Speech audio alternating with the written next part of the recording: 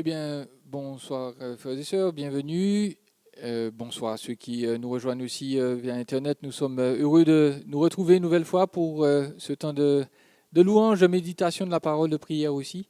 Nous voulons être confiants une nouvelle fois que le Seigneur nous entend, qu'il est capable de répondre à tous nos besoins et qu'il veut aussi donc nous instruire par sa parole. Nous allons prier et ensemble le louer par quelques cœurs dans un instant. Prions. Seigneur, merci de nous faire la grâce de nous écouter, de nous faire du bien pendant toutes les années passées. Tu as été fidèle, tu nous as secourus dans nos détresses, tu as répondu à nos interrogations, tu as été cette aide toujours présente dans la détresse. Nous prions que une nouvelle fois, donc, tu te manifestes comme ce Dieu fort, tout-puissant, capable d'aider. Et Seigneur, que notre foi augmente et se place totalement en toi, dans tes promesses, parce que tu ne failliras point. Merci Seigneur de recevoir aussi l'expression de notre louange, de notre adoration par ces chants. Fais-nous du bien par ta parole. Glorifie-toi par les réponses que tu vas nous accorder. Nous te le demandons dans le nom précieux de ton Fils Jésus. Amen.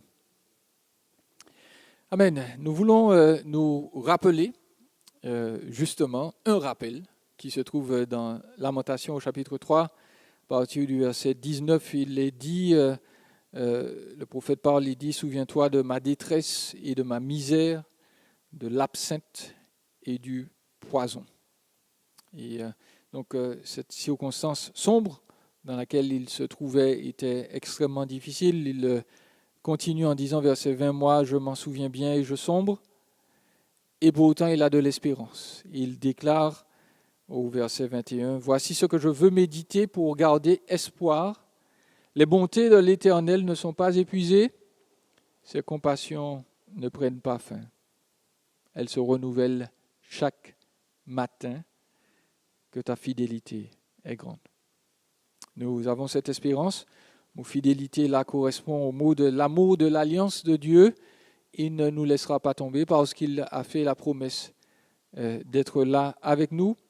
Nous pouvons compter sur les bontés diverses de Dieu tous les jours, tous les matins, tous les midis, tous les soirs, à chaque instant. Nous allons donc chanter les bontés de notre Dieu. Je réveillerai l'aurore.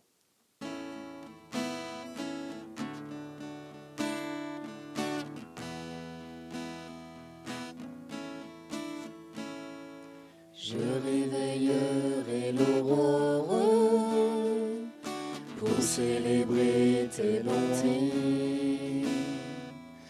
J'apporterai au Seigneur le fruit de mes lèvres.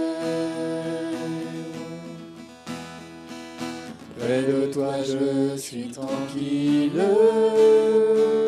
je chanterai tes louanges. Grande est la fidélité que tu déploies sur moi. Je veux te louer et t'adorer à jamais. Je veux te louer, t'aimer de plus en plus. Je veux te t'adorer à jamais, je veux te louer, Seigneur. Je réveillerai l'aurore pour célébrer tes bontés. J'apporterai au Seigneur le fruit de mes lèvres. Près de toi je suis tranquille, je chanterai tes louanges. Grande est ta fidélité que tu déploies sur moi. Je veux te louer et t'adorer à jamais. Je veux te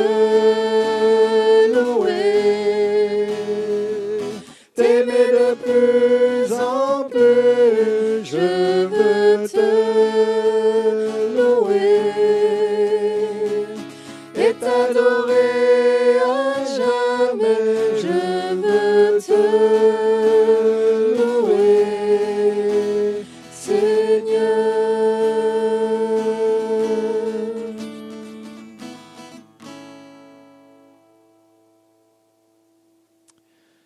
Les bontés du Seigneur se renouvellent chaque matin et nous voulons l'exprimer par ce cœur. Seigneur, par tes bontés, tu sauves ma vie du néant, tu inscris ta vérité en moi, je suis né pour te louer.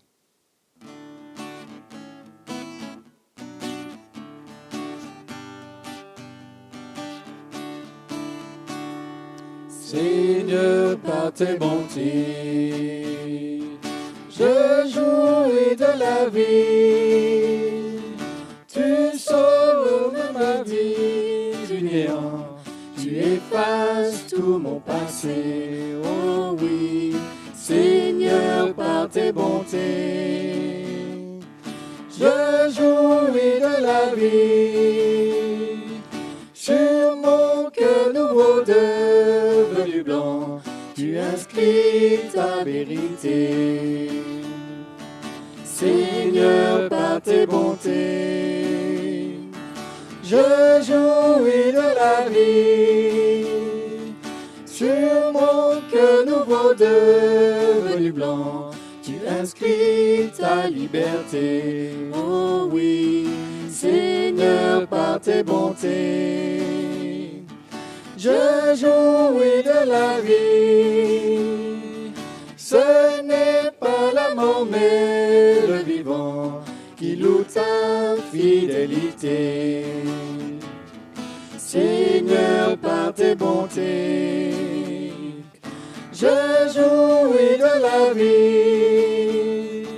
Ce n'est pas la mort mais le vivant qui loue ton éternité. Oh oui, Seigneur, par tes bontés, je jouis de la vie.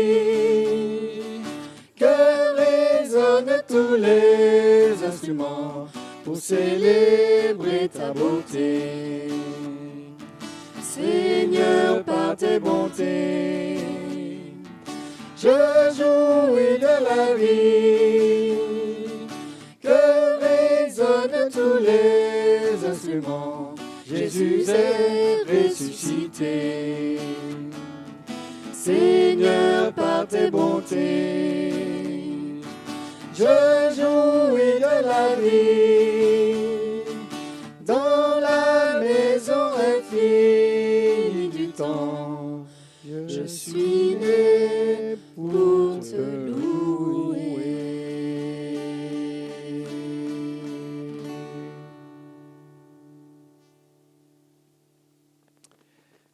Amen. Nous voulons continuer d'exalter, de célébrer notre Dieu. Nous voulons le bénir en tout temps pour sa bonté et sa fidélité. Bénis Dieu, mon âme.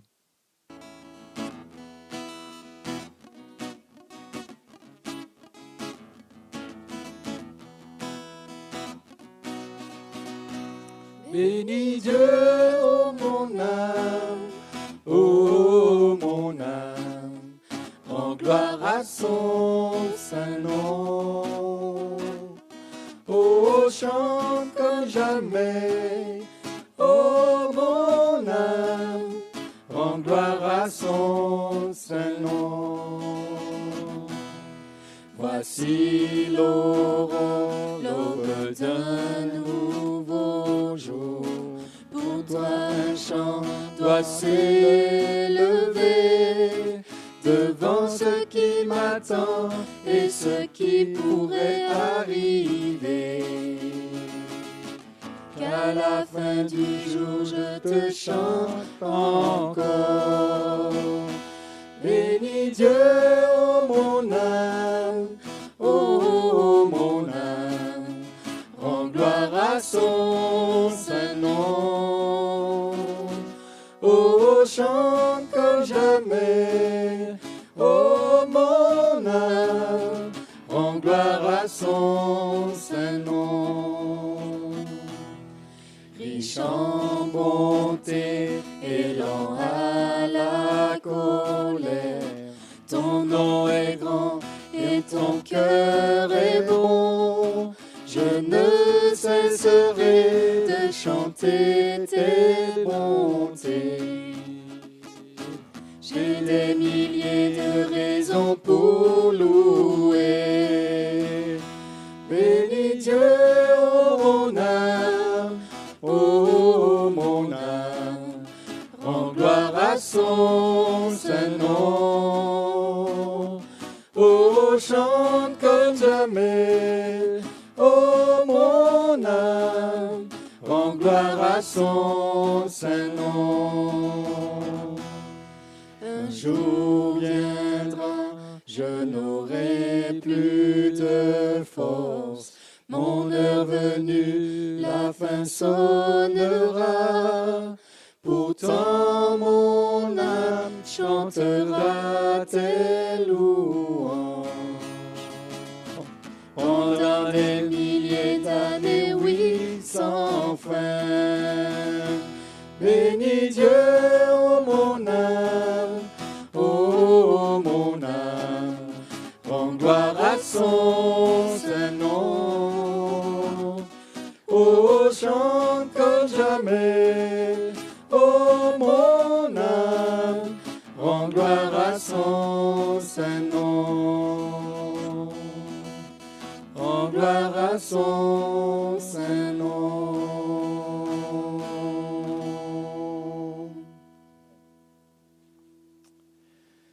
Amen. Nous voulons terminer et conclure par cette recherche de la grâce de notre Dieu. Nous sommes certains que sa bonté ne nous abandonnera pas. Elle va se renouveler, sa parole nous l'a déjà promis.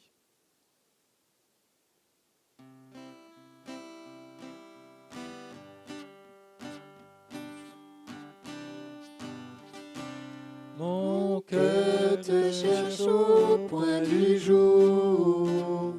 Ô Jésus, mon ami suprême, toi qui m'as tant aimé, je t'aime, et je vis de ton amour.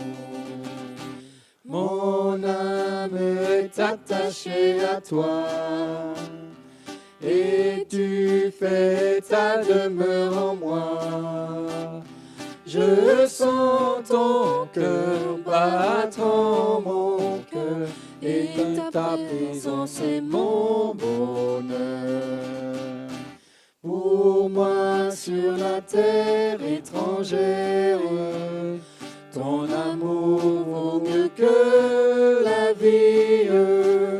Jésus, pour mon âme ravie, n'es-tu pas le bon berger? Mon âme est attachée à toi, et tu fais ta demeure en moi. Je sens ton cœur battre en mon cœur, et ta présence est mon bonheur.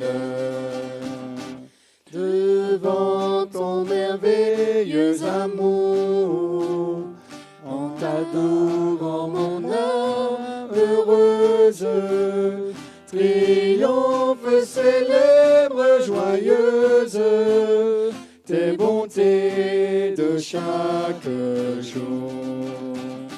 Mon âme est attachée à toi, et tu fais ta demeure en moi. Je sens ton cœur battre en mon cœur, et ta présence est mon bonheur.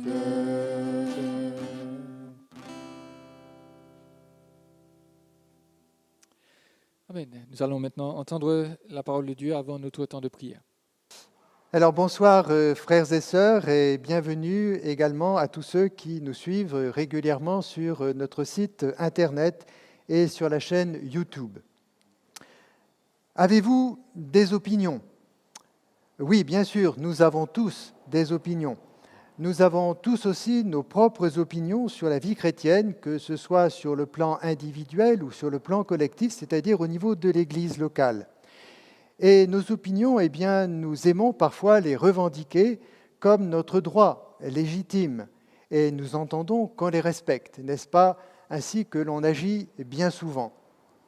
Ne serait-ce pas d'ailleurs ce que l'apôtre Paul lui-même semble dire dans sa lettre aux chrétiens de Rome quand il dit « Faites bon accueil » et il ajoute « sans discuter les opinions ». Alors nous avons raison. Mais est-ce bien là ce que l'apôtre veut nous dire ici dans ce texte et à quel type d'opinion fait-il allusion? Le texte sur lequel nous allons méditer ce soir est un peu long, il s'étale sur le chapitre 14 et en partie sur le chapitre 15 de la lettre aux Romains. Nous allons donc le découper en plusieurs lectures que nous ferons successivement. Le titre que j'ai donné à notre méditation est le suivant. C'est une question, suis-je le gardien de mon frère? Vous l'aurez reconnu, il fait référence à la réponse de Caïn à la question de l'Éternel quand Dieu demande à Caïn « Où est ton frère ?» Nous avons cela dans Genèse 4 au verset 9. Alors pourquoi et comment sommes-nous les gardiens de nos frères et de nos sœurs? Et nous verrons qu'il s'agit là d'un sujet majeur pour notre propre croissance spirituelle, mais aussi pour celle de l'Église locale. Notre méditation comportera 4 parties que j'ai intitulées de la manière suivante. Première partie, une ambiguïté à lever et une réponse appropriée. Deuxième partie, le faible en la foi. Troisième partie, les motivations qui comptent. Et enfin, dernière partie, le gardien du faible. Voyons donc la première partie, une ambiguïté à lever et une réponse appropriée. Nous allons lire donc Romains chapitre 14, simplement le verset 1 d'introduction. Accueillez celui qui est faible dans la foi et ne discutez pas les opinions. Accueillez celui qui est faible en la foi et ne discutez pas les opinions. Le verbe grec discuter a le sens de juger, décider et même trancher. Le terme traduit par opinion dans nos Bibles signifie dialogue, discussion avec soi-même, et donc, par déduction, hésitation, mais aussi scrupule. Alors ce fameux verset 1, peut donc s'interpréter, et je dirais plus exactement, s'expliquer de la manière suivante, que les forts en la foi accueillent ceux qui sont faibles en la foi et s'abstiennent de juger leurs pensées, leurs délibérations intérieures, leurs hésitations et donc aussi leurs scrupules. Voilà le sens qu'il convient de donner à ce verset, à la lumière d'une part des termes grecs et d'autre part également à la lumière du contexte dans lequel Paul écrit ces paroles. Dans ce chapitre, l'apôtre aborde des questions qui prêtaient à controverse et qui concernaient l'alimentation et les jours de la semaine ou bien du calendrier. Alors ces questions, elles peuvent nous paraître très secondaires et même peut-être futiles, mais c'était au contraire des questions, un sujet sensible, en tout cas à cette époque.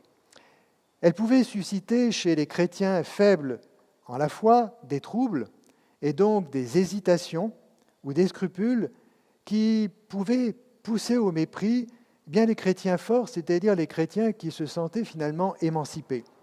Paul va donc rappeler la règle d'or de l'amour qu'il a énoncée au chapitre précédent, au chapitre 13, et il va démontrer comment cette règle d'or peut permettre en tout cas de surmonter les tensions et les écueils dans la communauté locale.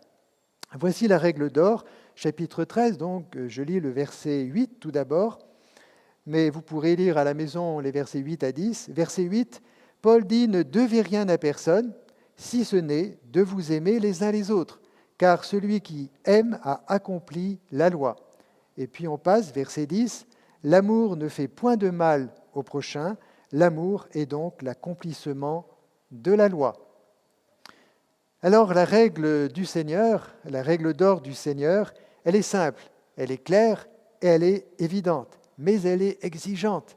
Elle est finalement inatteignable sans mourir à soi-même, sans nous dépouiller pour revêtir Christ, impossible sans le secours de la grâce de Dieu. Il faut être réaliste.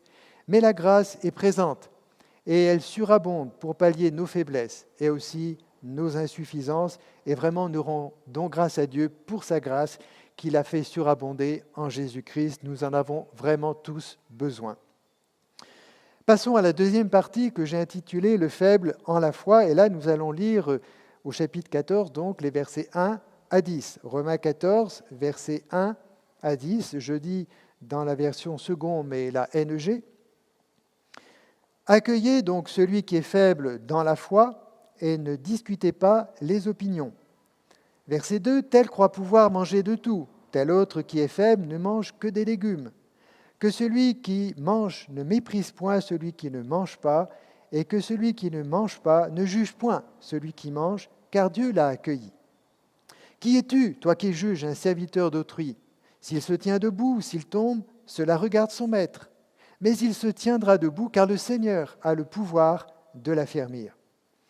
Tel fait une distinction entre les jours, tel autre les estime tous égaux, que chacun ait en son esprit une pleine conviction. Celui qui distingue entre les jours agit ainsi pour le Seigneur. Celui qui mange, c'est pour le Seigneur qu'il mange, car il rend grâce à Dieu.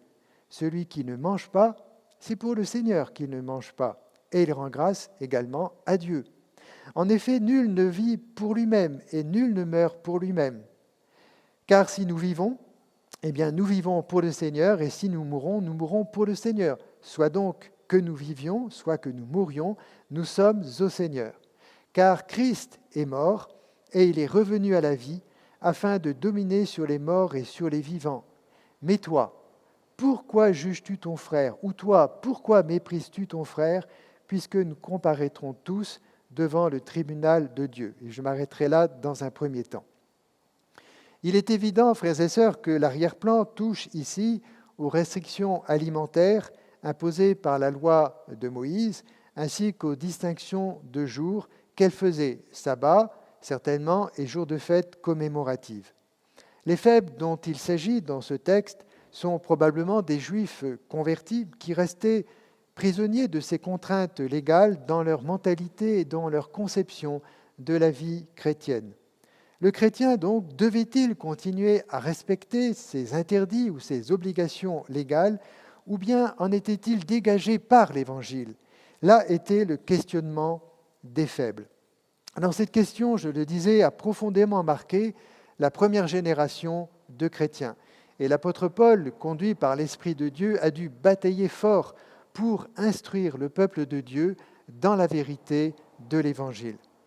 Cette bataille a été d'autant plus prenante que des judaïsants et des faux docteurs circulaient d'église en église pour propager un judéo-christianisme sans lequel, disait-il, nous pouvions être sauvés parfaitement. Notre texte parle de faible en la foi, faible dans la foi ou faible en la foi. Et cette précision, elle est importante, car il est question ici non d'opinion de manière générale, mais d'hésitation, de scrupules qui accompagnaient ces frères faibles dans leur foi. Nous l'avons vu à l'instant. Ces hésitations, ces scrupules étaient, c'est le contexte qui nous le montre, la conséquence d'un manque de compréhension de la doctrine de Christ. S'il y avait délibération intérieure dans le cœur de ces chrétiens, c'est parce que le dessein de Dieu en Christ n'avait pas été pleinement assimilé, pleinement compris. Cette faiblesse, donc, je le répète, est une faiblesse de la foi, c'est-à-dire dans le contexte de notre texte, un manque d'assimilation de la doctrine de Christ et du caractère libératoire de la nouvelle alliance par laquelle Christ a accompli les promesses de l'ancienne alliance. Le frère qui ne mange pas de tout, c'est celui qui reste contraint par une conscience immature, par les distinctions, qui reste contraint dans sa conscience immature, par les distinctions rituelles imposées par l'ancienne alliance. Le frère qui distingue entre les jours, bien c'est celui qui regardait peut-être par exemple le jour du sabbat comme supérieur aux autres jours de la semaine et qui le vivait de manière légaliste. Peut-être qu'il cessait toute activité le samedi pour se conformer à la loi et peut-être se rassemblait-il le premier jour de la semaine, le dimanche, pour célébrer le culte du Seigneur. Sa foi était hésitante Il ne parvenait pas, si je peux le dire de cette manière, à dépasser le samedi pour parvenir au dimanche, au jour du Seigneur. Et ce frère vivait dans une sorte de clair-obscur, alors que la lumière véritable était déjà parue. C'est donc parce qu'il y avait faiblesse en la foi que l'apôtre, au verset 1 que nous avons lu, exhorte les chrétiens forts, notamment, à accueillir leurs frères. Ce verset 1 du chapitre 14 n'est donc en rien un appel à accepter et à accueillir toutes sortes d'opinions ou de points de vue dans l'Église. Il n'aborde pas non plus les questions qui se rattachent aux approches ou aux interprétations différentes des doctrines non essentielles au salut, à la sanctification ou à la maturité spirituelle. Troisième partie de notre méditation que j'ai intitulée « Les motivations qui comptent ». Et c'est une partie importante. Dans l'étude de ce texte, il est nécessaire de comprendre, pour bien apprécier ce que nous dit l'apôtre, la motivation profonde du faible en la foi, mais le texte, l'apôtre, aborde aussi la motivation du fort dans la foi. Et je vais relire les versets 6 à 8 de notre chapitre 14. Versets 6 à 8. Celui qui distingue entre les jours agit ainsi pour le Seigneur. Celui qui mange, c'est pour le Seigneur qu'il mange, car il rend grâce à Dieu. Celui qui ne mange pas, c'est pour le Seigneur qu'il ne mange pas, et il rend grâce à Dieu. En effet, nul de nous ne vit pour lui-même, et nul ne meurt pour lui-même. Car si nous vivons pour le Seigneur, si nous mourrons pour le Seigneur. Soit donc que nous vivions, soit que nous mourions, nous sommes au Seigneur, car Christ est mort, il est revenu à la vie, afin de dominer sur les morts et sur les vivants, et je m'arrêterai là. Le faible donc, qui s'abstient d'aliments que Dieu a pourtant créés et que Dieu avait déclarés purs, ou qui fait des distinctions entre les jours, ce frère agit en fait pour le Seigneur, pour plaire à son maître. Celui qui distingue entre les jours, nous est-il dit, agit pour le Seigneur. Et c'est important de bien souligner cela. Celui qui ne mange pas, sous-entendu de tout, le frère qui est faible, c'est pour le Seigneur qu'il ne mange pas de tout. Et qu'est-ce qu'il fait ? Il rend grâce à Dieu. Voilà donc la motivation profonde, la motivation réelle du cœur de ce frère qui est faible. Cette motivation, elle est positive.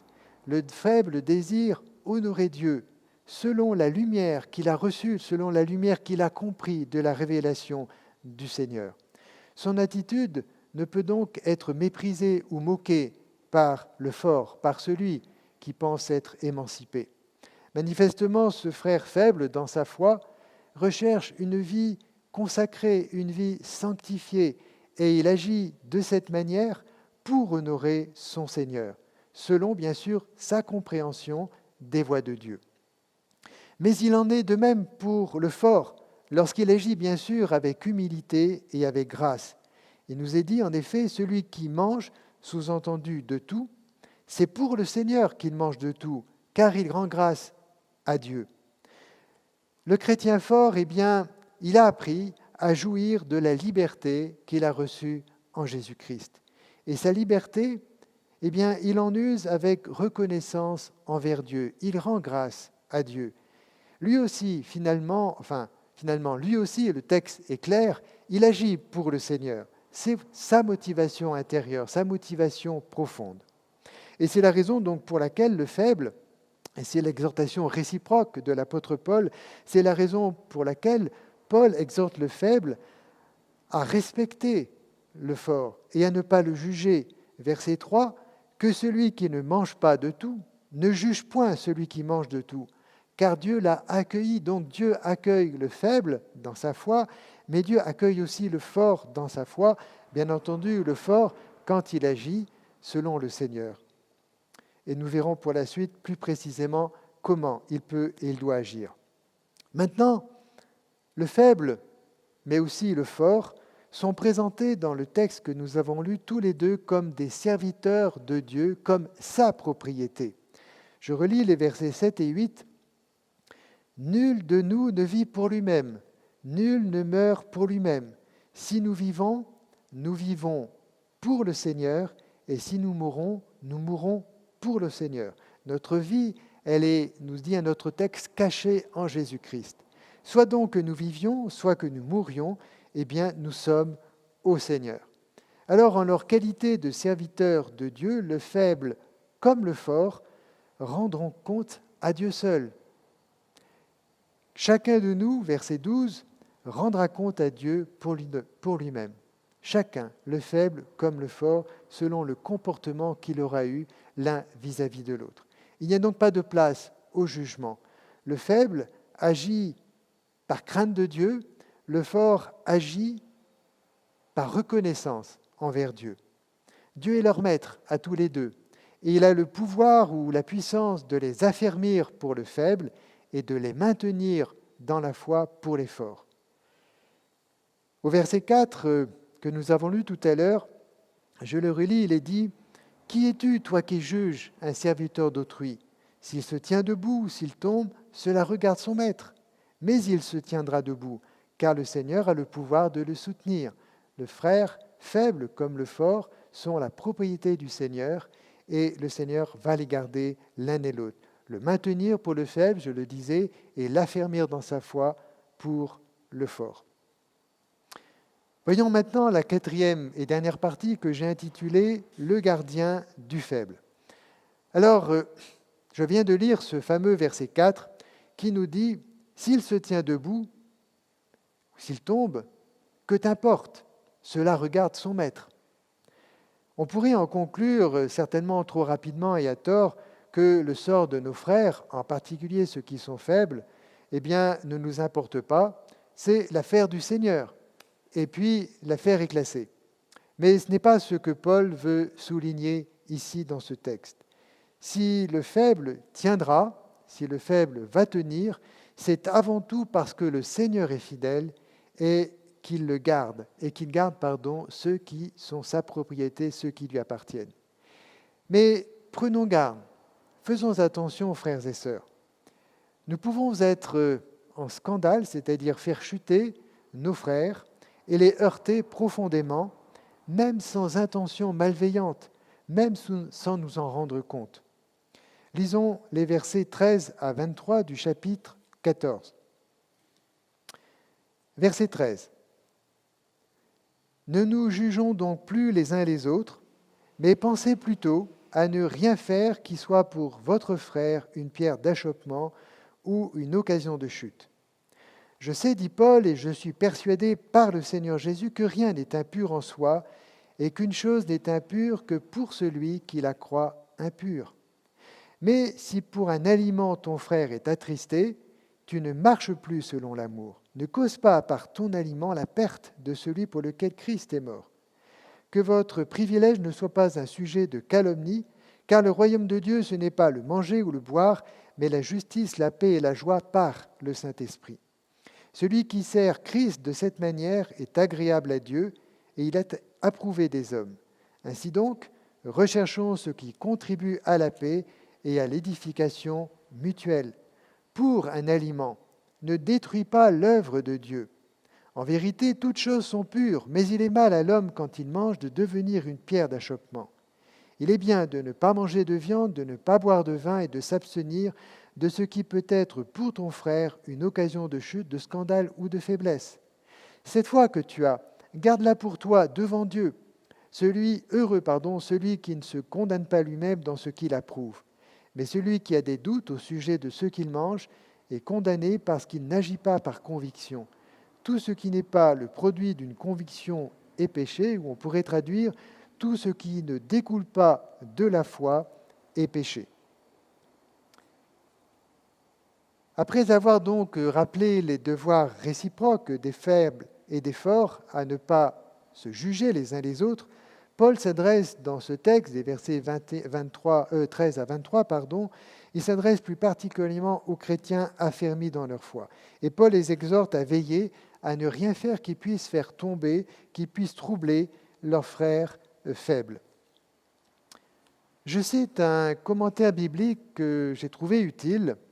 Il dit ceci: « Le fort est involontairement et inévitablement un danger pour le faible, en ce qu'il peut devenir pour lui une occasion de chute.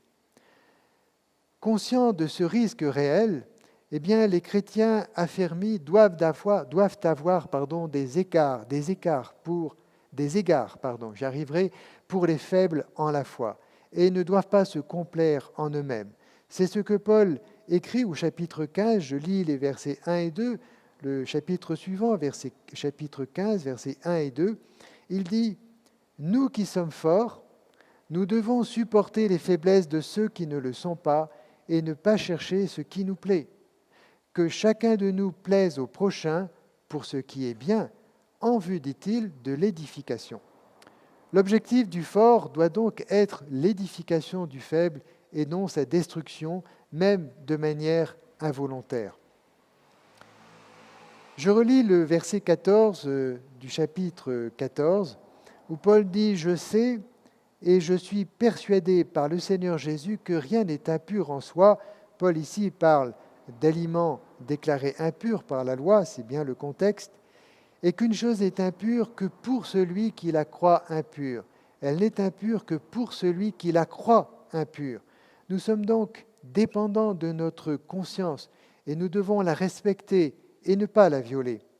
La libération d'une conscience faible ne viendra pas en lui faisant violence, que ce soit par nous-mêmes, volontairement, ou que ce soit sous une pression extérieure. La seule libération véritable et durable est celle qui est le fruit d'une connaissance éclairée fondée sur la parole de Dieu. Et je redis cela, c'est important que nous puissions bien le comprendre. La seule libération véritable et durable est celle qui est le fruit d'une connaissance éclairée, mais qui est fondée sur la parole de Dieu, sur les Écritures. Et cela prend un peu de temps, et parfois beaucoup de temps. Alors, en attendant que la parole de Dieu accomplisse son travail et développe la connaissance de Dieu dans l'esprit des croyants, eh bien, le fort doit faire preuve de patience et d'amour. De patience, c'est ce que l'apôtre Paul écrit dans Romains 15, verset 5, Romains 15, 5, je lis « Que le Dieu de la persévérance et de la consolation vous donne d'avoir les mêmes sentiments les uns envers les autres selon Jésus-Christ.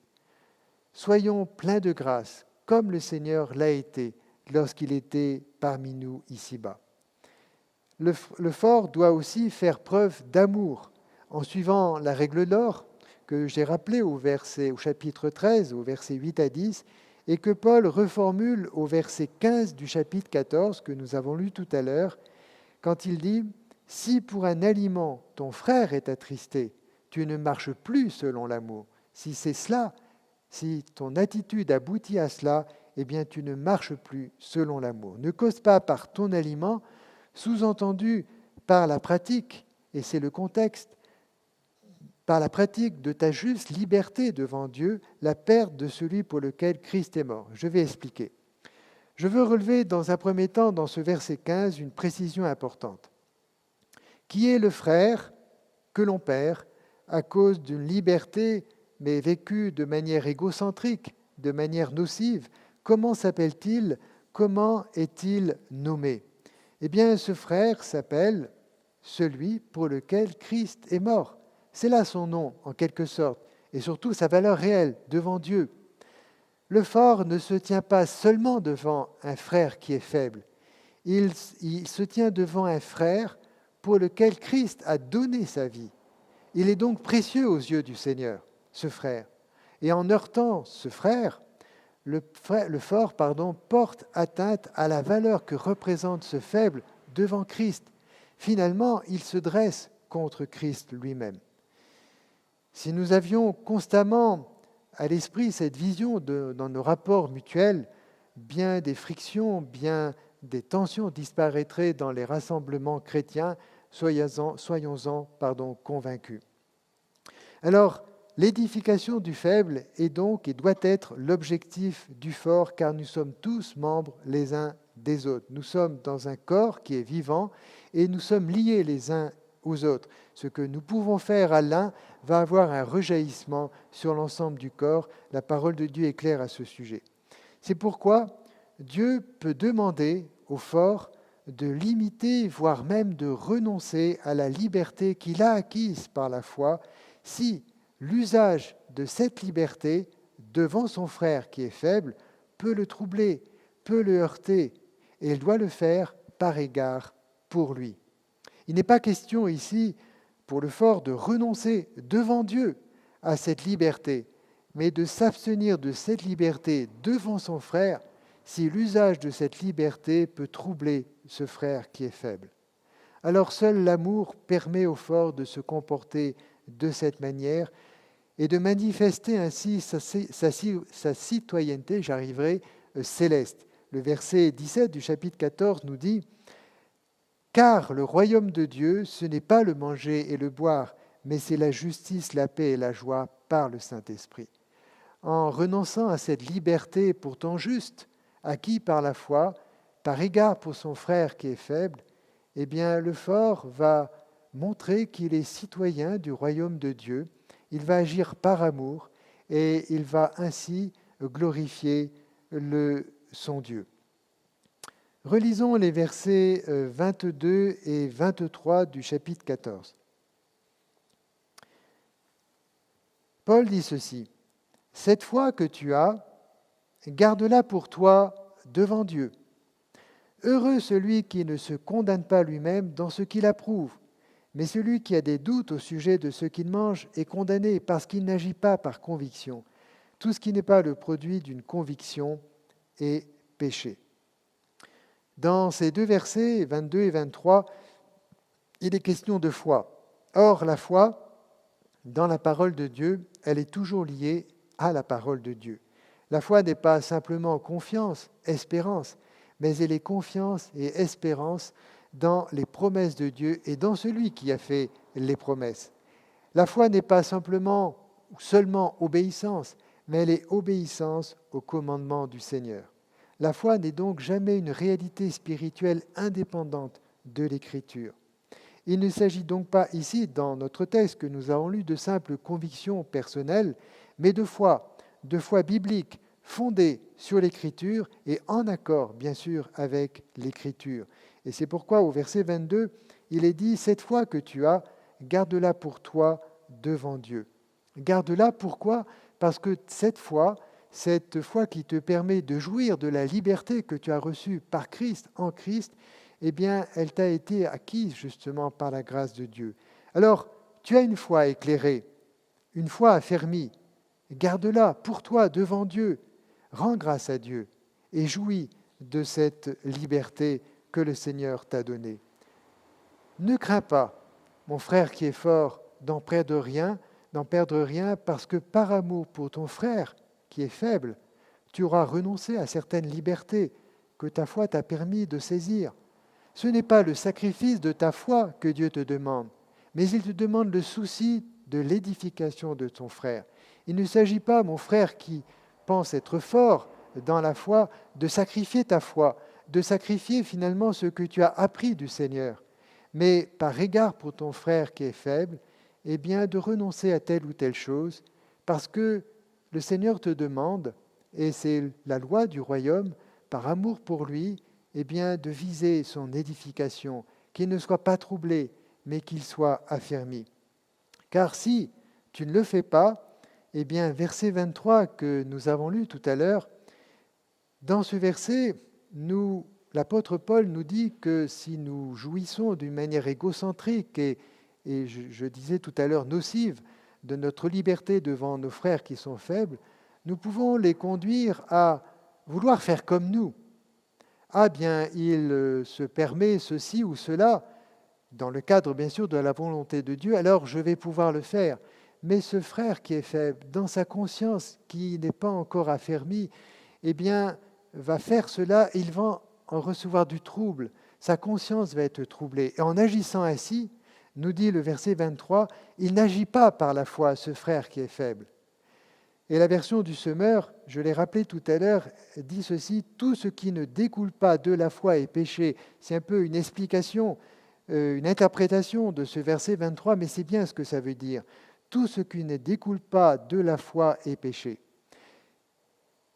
je dois agir en conformité avec la foi que le Seigneur m'a donnée, selon la lumière que j'ai reçue du Seigneur. Je ne dois pas violer cette conscience que j'ai. Elle a besoin de s'émanciper, elle a besoin de progresser, mais je dois la respecter parce que sinon, eh bien, je prends le risque de pécher. Et dans l'Épître aux Romains, et nous avons également ce problème dans l'Épître qui est soulevé dans l'Épître aux Corinthiens, c'est le problème des viandes sacrifiées aux idoles. Ceux qui étaient forts dans la foi, eh bien, ça ne les gênait pas de consommer des viandes sacrifiées aux idoles parce qu'ils avaient compris que les idoles sont rien. Bien sûr, il fallait qu'ils fassent attention parce qu'ils pouvaient être en communion avec les démons. Mais en le faisant d'une manière égocentrique et à la vue de tout le monde, un frère qui est faible pouvait se dire je peux le faire moi aussi. Et sa conscience qui est faible eh bien, va le troubler profondément.